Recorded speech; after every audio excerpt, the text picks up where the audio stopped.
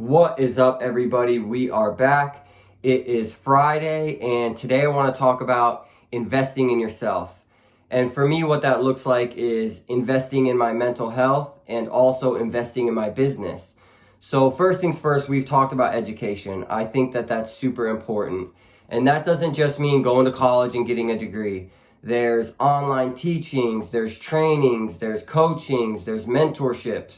There's tons of ways to get an education so that when you go out in the world to do the things that you want to do, you've refined yourself to where you need to be to put your best foot forward. And for my mental health, it's super important for me. We talk about that all the time. And what that looks like for me is setting aside the time in the morning to pray, to meditate, to stretch, setting aside money and time to go to the physical therapist from time to time.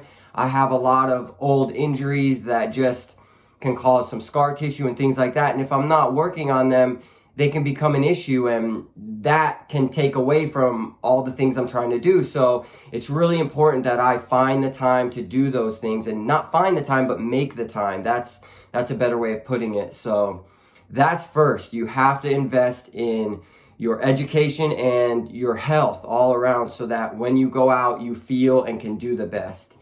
And for the business side, I'll give you an example. This month, I got my bill for Angie's List, and I was thinking, wow, man, like $300 right off the bat this week. That's a little bit difficult. And I thought, it's been a while since I've taken any money out of my savings. And this is my savings from when I was working my day job and from tax returns and things like that.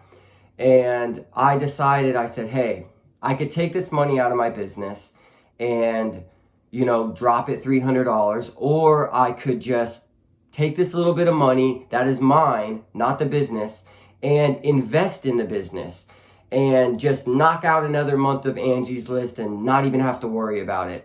And you might be saying, well, that's great for you, Brian. I can't just take $300 from anywhere and invest it. That doesn't work for me.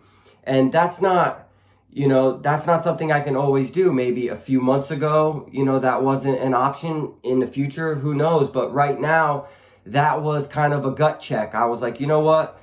Take some of your money that you've been holding on to for years and invest in the business. 1 month of Angie's List and it'll pay itself back. So that's what I did.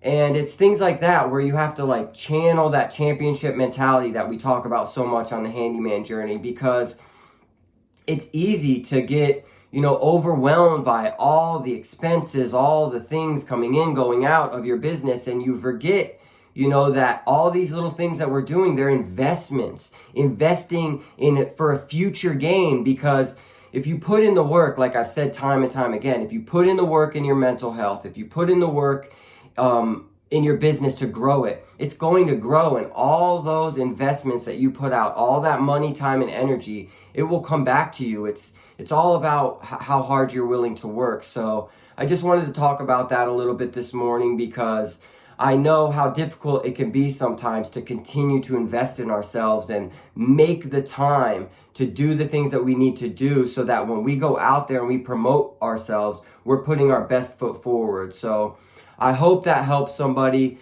Like always, like this video so other people can find it. Leave me a message. Let me know about something you did recently that invested in yourself so that you could go out there and do your best. And like always, subscribe.